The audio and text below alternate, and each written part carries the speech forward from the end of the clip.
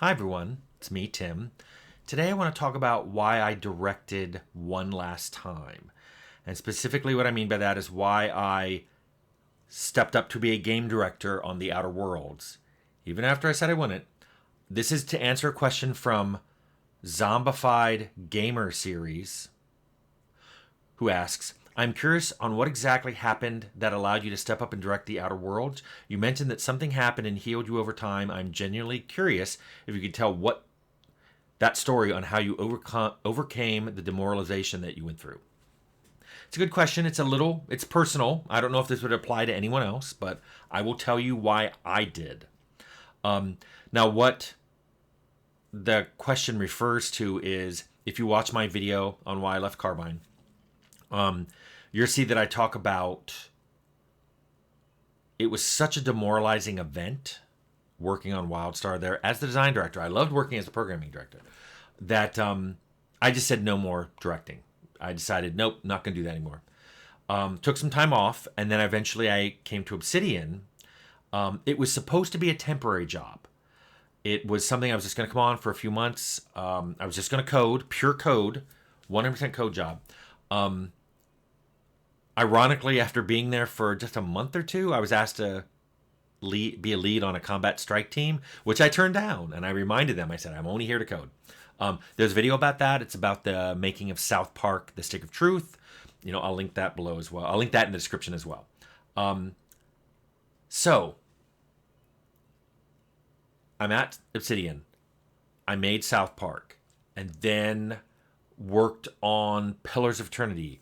And then worked on Tyranny. And I was happy. I was coding. Occasionally, I'd be asked to review a design doc or go to a design meeting. But I was probably 90% code, 10% design, maybe 80% code, 20% design. It depended. It depended on the week or the thing I was working on. Some things I had more design input in. Others I was basically handed a design and I coded it up. But I was really happy because I got to wear multiple hats, which I like doing. The design, I got to do enough design to get that out of my system, but I pretty much got to do code. I learned PlayStation 3 console coding. I learned Unity. I had to pick back up C Sharp, which I already knew, but I hadn't coded any professional game in. It was fun. And also, I was really happy not to be very stressed. So between 2011 and 2016, it was those 5 years were like, this is great. I liked it. Obsidian's a really good place to work. And it was just, this is it. I'm just doing what I like. So necessarily, I guess I've got to get into what changed. So Obsidian, it turned out, wanted to make a new IP. They wanted to have an IP that they made in-house. And, I mean, they did that with Pillars and Tyranny. They wanted to make, I think, a big-scale game, first-person. There were meetings about it. Basically, they were having meetings about it. And I think I mentioned that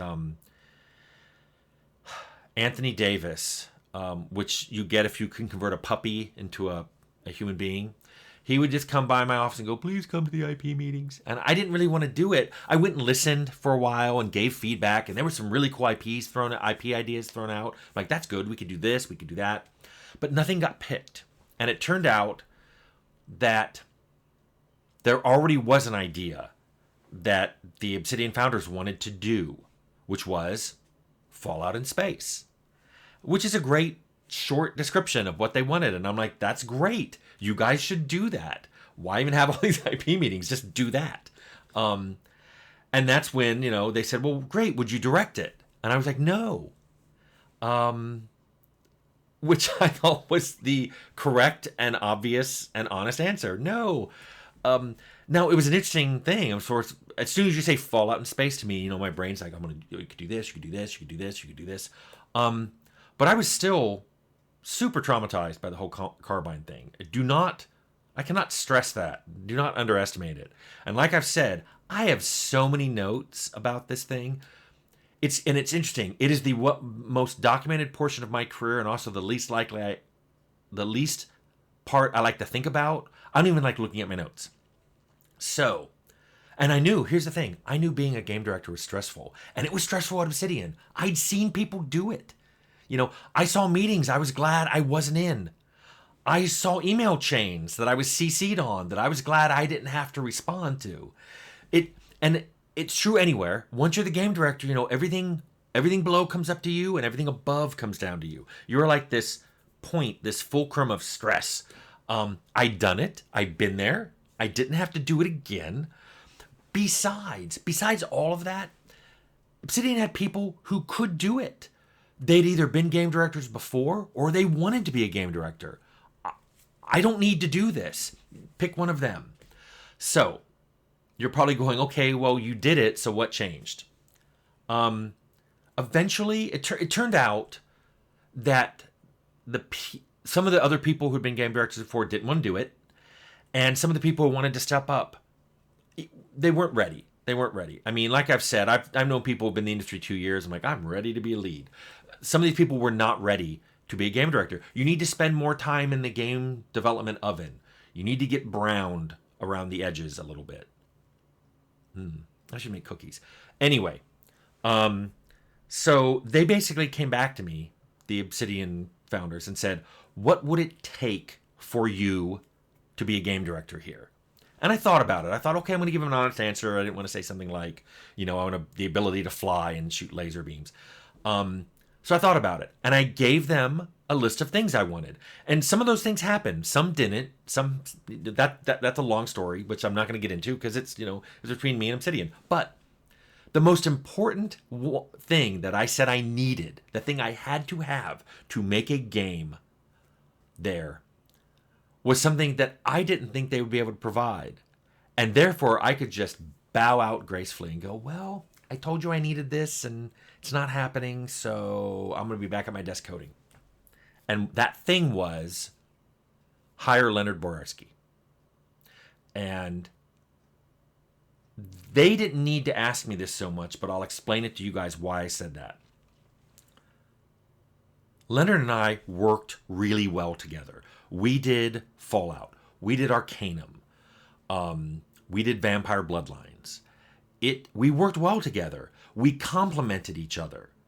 And I'm not saying, like Leonard would go, hey, Tim, that's a really good shirt. And I'm like, yeah, I know. But what I meant was I liked coding and system design.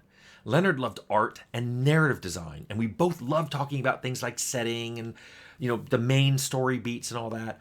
But we knew what each other was good at. We knew what we'd like to work on together. And then we trusted each other to work on the things that we knew we didn't do. So that was a great way to work with someone, that level of trust and understanding of each other's strengths. And I've talked about this. We would love to talk about things. We'd love to go deeply and in detail about stuff. A typical day might be Leonard goes, hey, I was thinking, why aren't we doing this? And I'm like, well, we talked about that. It would cause this problem. And he goes, yeah, but couldn't we fix it this way? And I'd be like, yeah, we tried to fix it that way in Arcanum. But remember it led to this? And he goes, yeah, but now that was years ago. We could try this. And I'm like, we could, but then we'd have to change this feature, or we'd have to balance it against this, or we'd have to hire, there'd have to be someone on the team who could own doing this. And we would hash that out. And this is what I talked about in one of my videos where some people saw this as argument. It wasn't. It was just detailed discussion. These things have to happen. If you think these things don't happen, they do. They just don't happen with you. Once you get to a certain level, you have to be able to sit down with people and hash things out. It's how we made Fallout. I liked doing it on Fallout. It worked. But I never thought it would happen again. I was like, okay. So I was like, hire Leonard. Go get Leonard. And I went back to my office thinking, phew.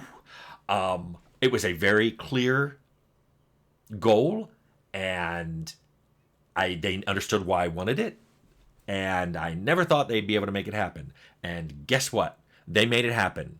Leonard came to Obsidian, and we started working on what turned into the Outer Worlds. We got an office together. We started having discussions like that. It started with Fallout in Space and ended up with the Outer Worlds. So, and like I said, there was other things that they made happen and a few things they didn't. But I can tell you definitively that the bottom line is the Outer Worlds happened because of Leonard Boyarsky. If they had not brought him on board, I would not have done it. In fact, if they had not brought him on board, I could not have done it. Not just would not have done it, I could not have done it. So, Outer Worlds, Leonard. And that's why you should be happy that Leonard's got such a big role on Outer Worlds too. But I hope that answered your question. Zombified Gamer Series.